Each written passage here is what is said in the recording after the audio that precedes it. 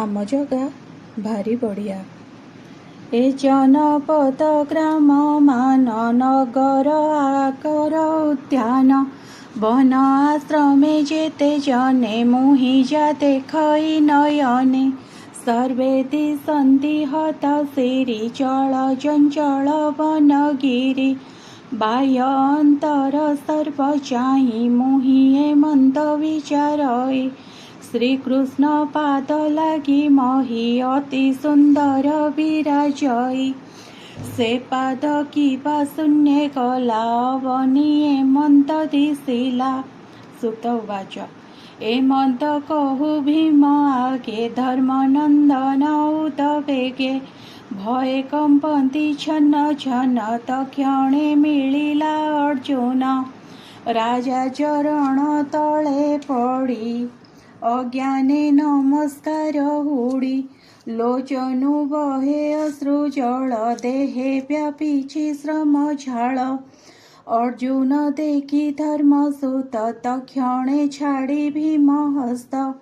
ନିଶ୍ଚେତ ଦେଖି ତାର ଗାତ୍ର ବ୍ୟାକୁଳ ହୁଅଇ କମ୍ପିତ ବନ୍ଧୁ ସୌତ ମଧ୍ୟେ ଥାଇ ପୁଛନ୍ତି ଅର୍ଜୁନକୁ ଚାହିଁ ନାରଦ ବଚନ ସୁମରି ଅନ୍ତରେ ଚିନ୍ତି ନରହରି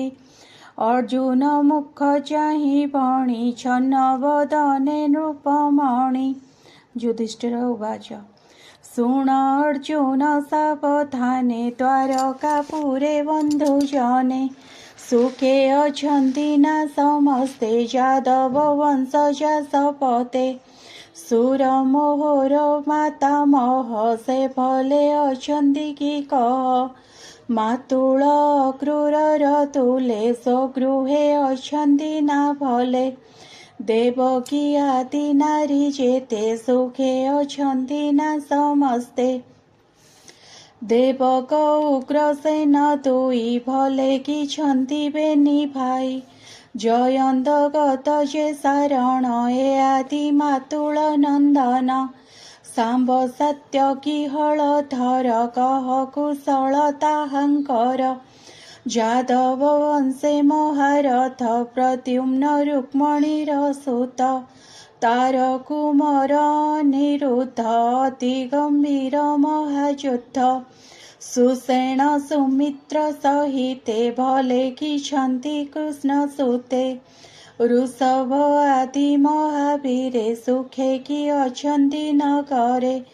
ଗୋବିନ୍ଦ ଅନୁଚର ଯେତେ ସୁଖେ ଅଛନ୍ତି ନା ସମସ୍ତେ ସୁନନ୍ଦ ନନ୍ଦ ଆଦି ଯେତେ ଉଦ୍ଧବ ମନ୍ତ୍ରୀର ସହିତେ ରାମ ଗୋବିନ୍ଦ ରୁଜାଶ୍ରିତେ ସର୍ବେ ଅଛନ୍ତି ଟିକି ସୁସ୍ତେ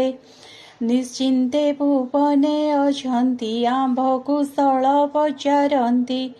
କରୁଣା ସିନ୍ଧୁ ନନ୍ଦ ବାଳ ବ୍ରାହ୍ମଣ୍ୟ ଭକତ ବତ୍ସଳ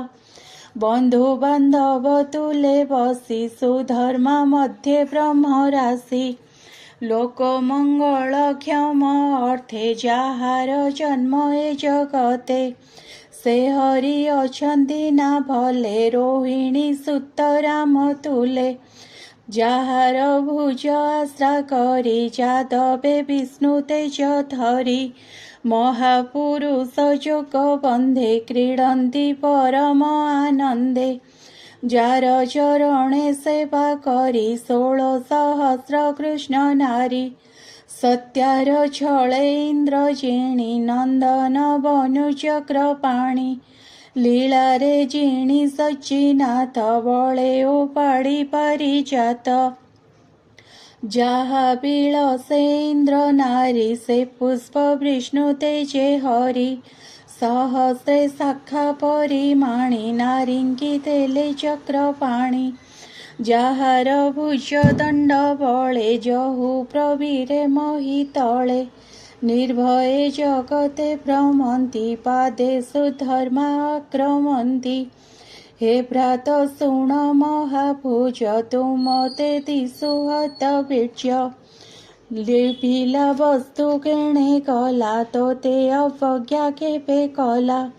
ଚିର ପ୍ରବାସେ ଦୁଃଖ ଚିନ୍ତା ତେଣୁ ବା ଦିଶୁ ମଳିନତା କେବା ଭଶ୍ଚନାଅ ମଙ୍ଗଳେ ତତେ ସମ୍ପିଲା ବାକ୍ୟ ବଳେ ଅର୍ଥି ପ୍ରାଣୀଙ୍କି ଦେବା କଲୁ ମାଗନ୍ତେ କିୟ ବା ନଦେଲୁ ବୃଦ୍ଧ ବ୍ରାହ୍ମଣ ନିରିମାଖି ସ୍ତ୍ରୀ ବାଳକ ଗୋରୁ ଦୁଃଖୀ ରୋଗେ ପୀଡ଼ିତେ ଯେ ରୋଦନ୍ତି ଯେ ଅବା ଶରଣ ପଶନ୍ତି ଏହାଙ୍କୁ ଦୟାବାନ କଲୁ ଏଣୁ ତୁ ଅଶୁଭ ଦିଶିଲୁ ଅଗମ୍ୟା କଲୁ ବାଗମନ କି ବାହରିଲୁ ସ୍ତ୍ରୀ ଜନ ମାର୍ଗେ ଆସନ୍ତେ ତୁ ଚଞ୍ଚଳେ କେବା ଜିଣିଲା ତୋତେ ବଳେ ବାଳକ ବୃଦ୍ଧ ନ ଭୁଞ୍ଜାଇ ଅଗ୍ରେ ଭୁଞ୍ଜିଲୁ ଅବା ତୁହି କିବା ନିନ୍ଦିତ କର୍ମ କଲୁ ତେଣୁ ତୁ ଏମନ୍ତ ଦିଶିଲୁ ଗୋବିନ୍ଦ ହୋଇଲେ ଅନ୍ତର ତାହା ବିହୀନେ ଶୂନ୍ୟ ତୁହି ଏମନ୍ତ ପ୍ରାୟ ମୁଁ ମଣଇ ତୋ ମନେ ଦୁଃଖ ଏହା ବିନେ କେବେ ନ ଘଟେ ମୁଁ ମଣେ ହରିଚରିତ ସୁଧା ପାଣି ଶୁଣି ସଂସାରୁ ତର ପ୍ରାଣୀ କହଇ ବିପ୍ର ଜଗନ୍ନାଥ ପ୍ରଥମ ସ୍କନ୍ଧେ ଭାଗବତ इति श्रीमद्भागवते महापुराण परमहंस संहिताय प्रथम स्कंदे युधिष्ठिर वितर्को नाम 14 अध्याय। पंचदश अध्याय आरंभ। पंचदशरे युधिष्ठिर आगम देखिण कलिर परीक्षे देई राज्य भार स्वर्गे चलिले नृपवर सुत उवाच एमन्ते राजार वचन अर्जुन शुणि शोक मन जेते कहिले धर्मसुत शकुन